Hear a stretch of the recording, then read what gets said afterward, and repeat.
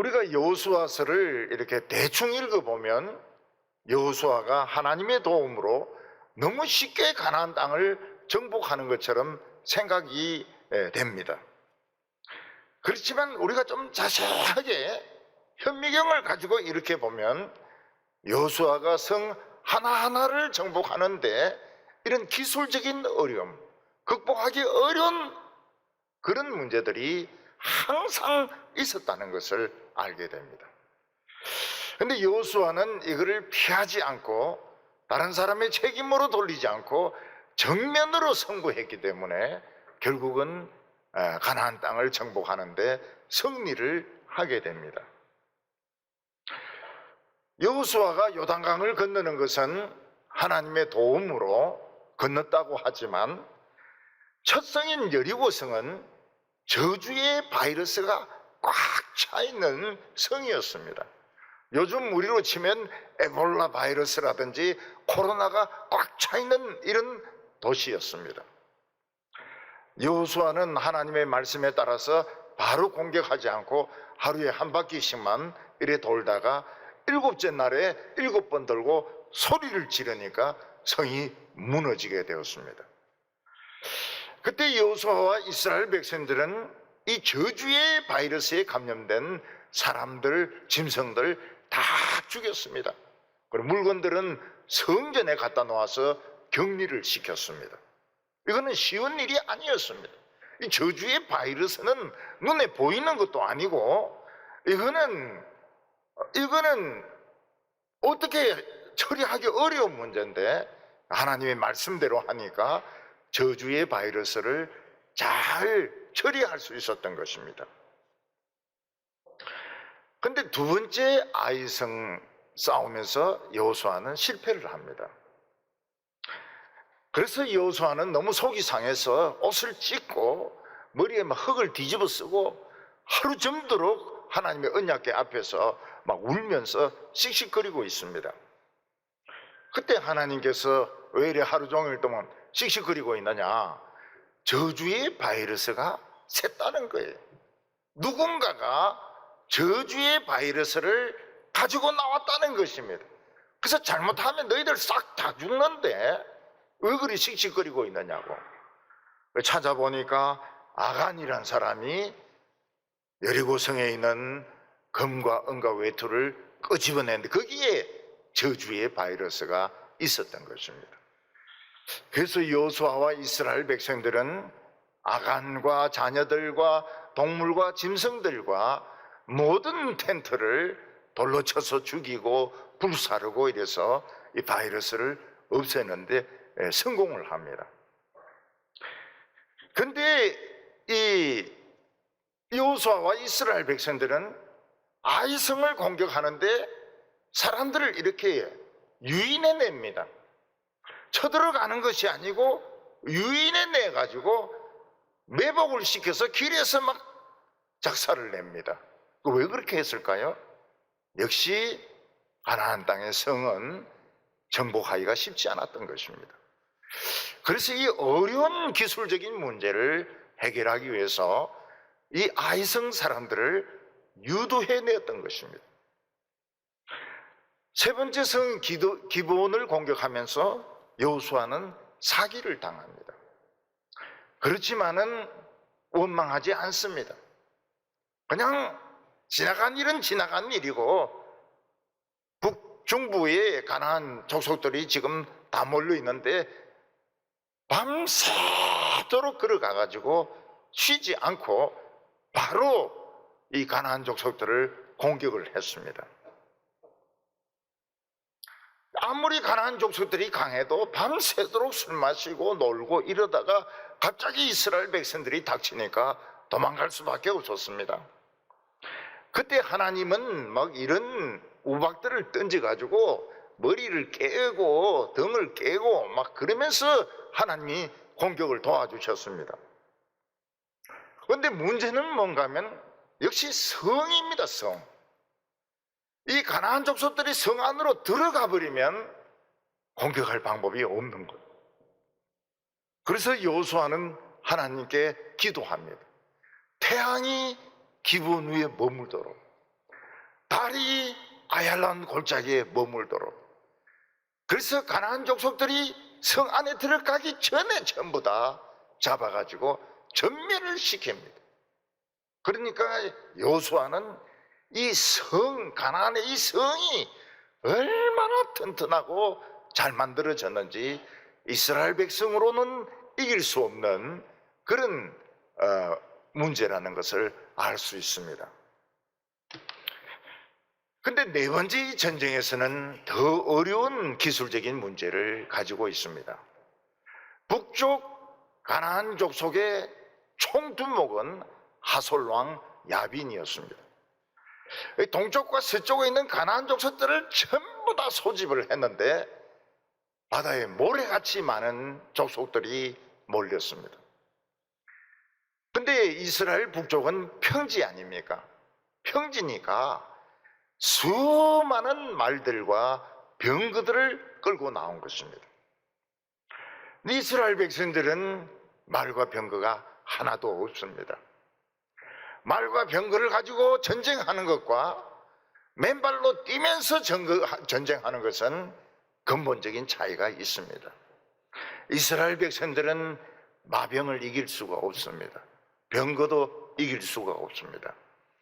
만약 이 북부 지방에 가나안 족속에게 지면 이스라엘은 몰살당하는 것입니다. 이런 어려움을 어떻게 여호수아가 극복했느냐 하는 것입니다. 오늘 첫 번째로 보면 북부 가나안 족속의 이 전력이 나오게 됩니다. 중국 속담에 보면 아침에 일찍 일어나는 새가 벌레를 먹는다, 이런 속담이 있습니다. 이스라엘 백성들은 기브온 족속에게 사기를 당했지만은 아주 새벽에 그냥 중부 쪽에 가나안 족속들을 공격을 하니까 그들은 그냥 도망가기에 바빴습니다. 또 하나님은 막 우박으로 내리치니까 칼에 맞아 죽은 사람보다도 우박에 맞아 죽은 사람들이 더 많았고, 이들이 성에 들어가면 이스라엘 백성들은 성은 공격할 수가 없었습니다. 그래서 태양이 머물도록 달이 머물도록 기도했는데 하나님이 그 기도를 들어주셨던 것입니다. 근데 이스라엘 백성들이 북부 가나안 족속들하고 싸운 데는 성이 문제가 아니었습니다. 말과 병거가 문제였습니다.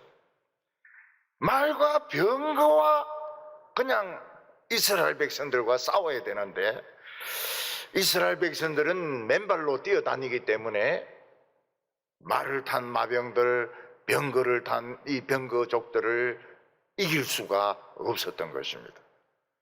11장 4절에 보면 그들이 그 모든 군대를 거느리고 나왔으니 백성이 많아 해변에 수많은 모래 같고 말과 병거도 짐이 많았으며, 북부 가나안 족의 보스는 하솔왕 야빈이었습니다. 그는 깡패 두목이고 점쟁이고 그는 정말 악한 사람이었습니다. 그 북부 지방의 모든 깡패들을 다 집합시킨 것입니다. 마돈 왕과 요밥 왕과 시므론과 악삽과 동쪽 서쪽 가나안 족속들, 깡패 족속들 전부 다 모으니까 바다에 모래같이 많은 가나안 족속들이 이스라엘과 싸우려고 하고 있는 것입니다. 특히 그들은 그 당시 최고의 병기인 말과 마병을, 그냥 수천 마리의 말을, 수천 개의 병거를 끌고 나와서 싸우려고 하는 것입니다. 이스라엘 백성들은 말과 마병을 이길 방법이 없었습니다. 여호수아와 지휘관들이 아무리 머리를 짜내고 또 짜내도 맨발 가지고 싸우는 사람들이 말과 마병을 이길 수는 없었던 것입니다. 말은 막 달리면서 사람들 막 이길 수 있고, 마병은 막 활로 쏠 수 있고 창으로 찌를 수 있고 바퀴를 돌면서 사람들을 막 지게일 수 있고 속도가 막 10배 이상 나니까 도저히 이 말과 마병은 이길 수가 없는 전쟁이었던 것입니다. 로마 장군들 중에서 마병을 잘 사용해서 이긴 장군이 있었습니다. 줄리어스 시저입니다. 줄리어스 시저는 갈리아족들하고 싸울 때 항상 마병을 사용했습니다. 그래서 보병 맨 끝에 기병들을 보충 배치시켜가지고 전쟁 붙으면 이제 에워싸가지고 다 죽이는 겁니다. 근데 줄리어스 시저도 말이 없으면 전쟁에 잘 이기질 못했습니다. 이걸 보면 전쟁에 말이 있고 없고 마병을 사용하고 안 사용하는 것이 아무리 지휘관의 지휘력이 뛰어난다 하더라도 엄청난 차이가 있는 것을 알 수가 있습니다. 근데 하나님께서는 여호수아에게 뭐라고 말씀하십니까?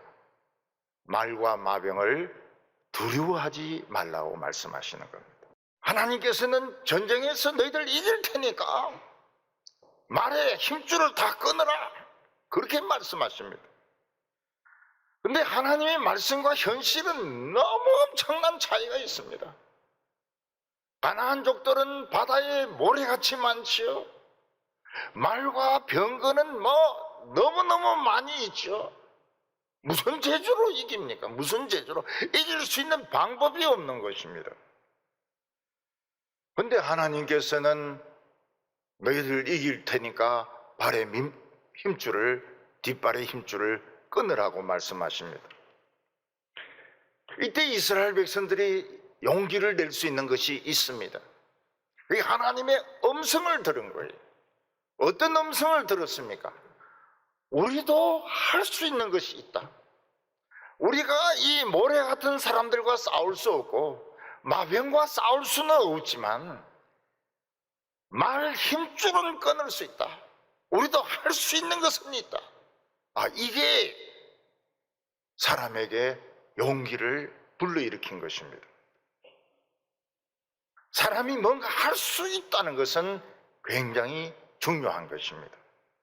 오늘 두 번째로 이스라엘이 어떻게 이 전쟁에서 이겼느냐 하는 것입니다. 성경은 모든 것을 다 설명을 하지 않습니다. 그래서 우리는 어떤 부분에 대해서는 그 상황 속에 들어가서 어떻게 이스라엘이 이겼는지, 전쟁이 어떻게 전개가 되었는지 우리가 생각해 볼 필요가 있습니다. 여기 성경에 보면 메론 물가에서, 평지죠, 이스라엘 백성들이 갑자기 그냥 습격을 하니까 이 가나안 족속들이 그냥 당황해가 도망치다가 다 전멸당했다, 이렇게 기록이 되어 있습니다. 7절과 8절 상반절에 보면 이에 여호수아가 모든 군사와 함께 메론 물가로 가서 갑자기 습격할 때에 여호와께서 그들을 이스라엘 손에 넘겨주셨기 때문에 그들을 격파하고, 이 지도를 보면 갈릴리 호수 위로 이렇게 요단강을 따라 올라가면 또 조그만 호수가 있습니다. 그게 메론 물가고 긴네렛 호수인 것입니다. 이스라엘 백성들이 거기서 가나안족을 공격을 했는데 말과 마병도 소용이 없고 바다의 모래 같은 가나안 족속들도 소용이 없고 하나님이 그들을 이스라엘 손에 떠넘겨 줬기 때문에 전멸했다, 이렇게 말씀하고 있습니다. 근데 우리는 좀 생각을 해야 됩니다. 하나님은 어떻게 떠넘겨 주셨는가? 우박도 없었고 비도 내리지 않았고 바람도 안 불었는데 어떻게 하나님은 이 가나안 족속들을 여호수아와 이스라엘 백성들에게 떠넘겨 주었느냐? 그 힌트가 메론 물가입니다. 메론 물가. 북부 이스라엘은 평지로 되어 있습니다. 그래서 말을 타고 마병이 그 수레를 굴리는 것입니다. 이스라엘 백성들은 용기를 내어서 끝까지 추격을 해가지고 그 가나안 족속들을 다 전멸을 시켰습니다. 이스라엘 군대가 이길 수 있었던 이유는 어디 있었습니까? 빛의 군대였기 때문입니다. 어두움에 숨어 있다가 해 뜰 때 그냥 공격을 하니까 눈을 뜰 수가 없어가지고 결국 가나안 족속들은 전멸을 당했던 것입니다. 여호수아는 전쟁이 끝난 후에 수천 마리의 말과 수천 대의 병거가 남았습니다. 그러나 그들은 주저하지 않습니다. 모든 말들을 불구로 만들었습니다. 모든 병거를 다 태워버렸습니다. 왜냐하면 하나님께서 그렇게 하라고 하셨기 때문에. 왜 하나님께서는 그 멀쩡한 말들을 다 불구로 만들으라고 합니까? 왜 그 멀쩡한 병거를 다 태우라고 합니까? 이스라엘 백성들이 말이 없으면요 기도를 하거든요. 말이 없으면 기도를 해요. 제로 상태에서 싸움을 하려고 하면 다 엎드려가 기도를 합니다. 근데 말이 있으면 기도를 안 해요. 말을 가지고 싸우려고 합니다. 오늘 마지막으로 보면 전쟁의 결과가 나옵니다. 여호수아와 이스라엘 백성들은 기브온에서 쏘가서 전쟁을 했는데 태양과 달이 머무는 바람에 중부와 남부를 차지하게 됩니다. 메론 물가의 전투로 막 끝까지 가서 전멸시키는 바람에 북부와 남부를 차지하게 됩니다. 여기 가나안 족속들은 뭡니까? 무당들이고 점쟁이들이고 깡패들이고 술 파는 여자들이고 동성애자들입니다. 그래서 하나님께서 그들을 다 몰아내라고 했는데 이스라엘 백성들은 안 몰아냅니다. 나라는 전쟁에서는 이기지만 사람은 안 쫓아내요. 왜냐하면 그들이 농사 짓는 법을 압니다. 이스라엘 백성들은 목축을 했기 때문에 농사를 못 지어요. 이 사람들은 농사를 짓습니다. 문화가 뛰어납니다. 기술을 가지고 있습니다. 이스라엘 위해서 일을 해주겠다고 합니다. 죽이는 것보다는 그들의 기술을 배우는 것이 낫지 않습니까? 이스라엘 백성들은 40년 동안 놀고 먹었는데 이들은 기술이 보통 기술이 아니에요. 이방 신을 섬기는 것 말고는, 엄만한 것 말고는 모든 것이 이스라엘 백성들보다 뛰어났습니다. 그래서 이스라엘 백성들이 그들을 몰아내지 않고 종으로 부리고 기술을 배우고 그들의 농사법을 배우는데 나중에 가나안 족속들하고 똑같아지게 됩니다. 결국은 가나안 땅에서 쫓겨나게 됩니다. 여호수아가 두려워하지 않았을 때 태양이 같이 싸워주었습니다. 해를 등에 업고 싸웠습니다. 16절과 17절 보면 여호수아가 이같이 온 땅과 산지와 네겝 온 땅과 평지와 아라바와 이스라엘 산지와 평지를 점령하였으니 곧 세일로 올라가는 한락산에서부터 헤르몬산 아래 레바논 골짜기의 바알갓까지라. 그들의 왕들이 모두 잡아 죽였으며. 헤르몬은 이스라엘의 북쪽 경계선입니다. 거기가 강수량이 제일 높아요. 모든 비는 땅속으로 스며듭니다. 그래서 여러 곳에서 샘이 솟습니다. 수량이 아주 많은 샘이 솟습니다. 그리고 꼭대기는 만년설로 덮여 있습니다. 며칠 전에 이스라엘 지리를 보는데 17절에 나오는 할락이 나와요. 할락. 이 할락은 보니까 남쪽에 있는 산인데 산이 세 개로 되어 있습니다. 세 개로.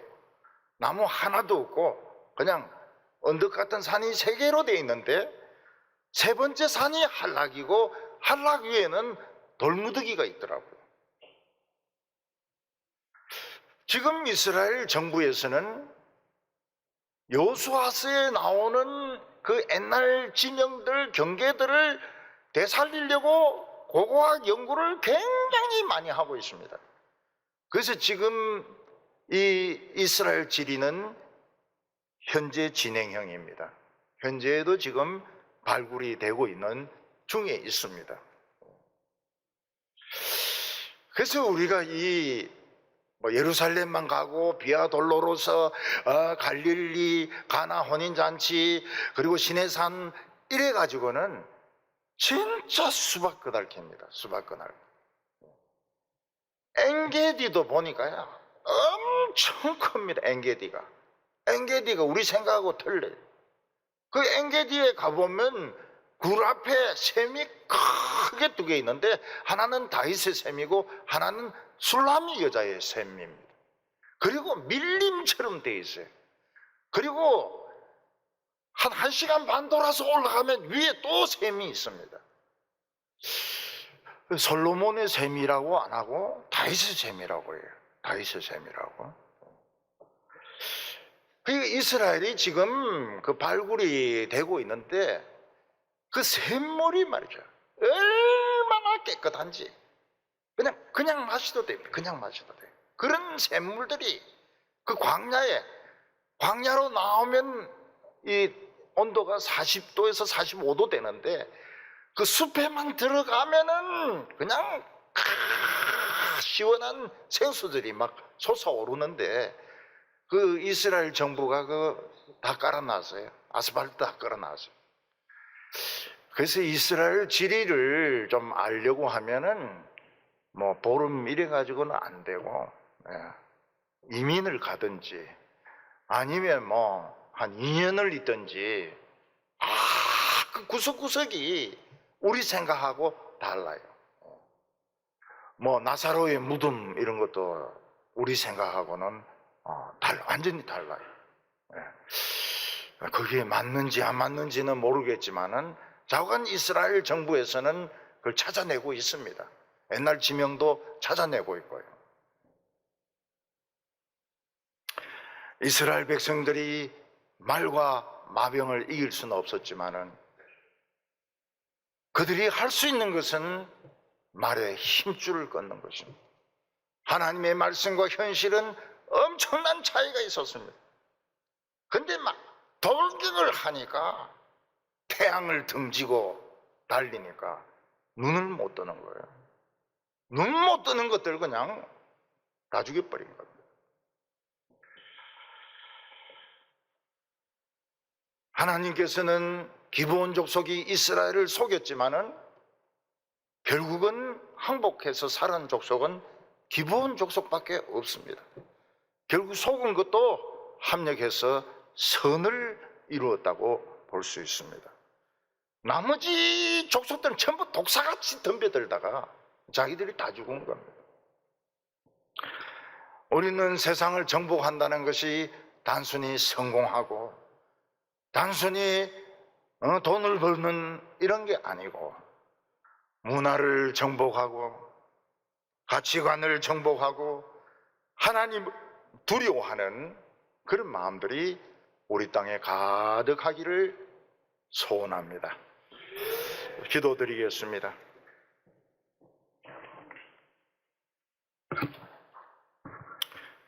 자비로우신 하나님 아버지, 이 땅을 긍휼히 여겨 주셔서 그 모든 악행에도 불구하고 우상 숭배에도 불구하고 교회와 성도들을 지켜주심을 감사를 드립니다. 하나님 아버지, 우리는 이 세상에서 아무것도 할 수 있는 것이 없기 때문에 세상에 발을 맞추어서 세상을 따라가고 입으로만 예수 믿을 때가 많습니다.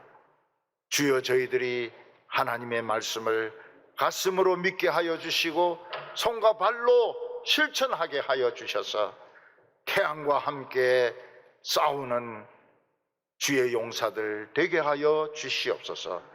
예수님의 이름으로 기도하옵나이다.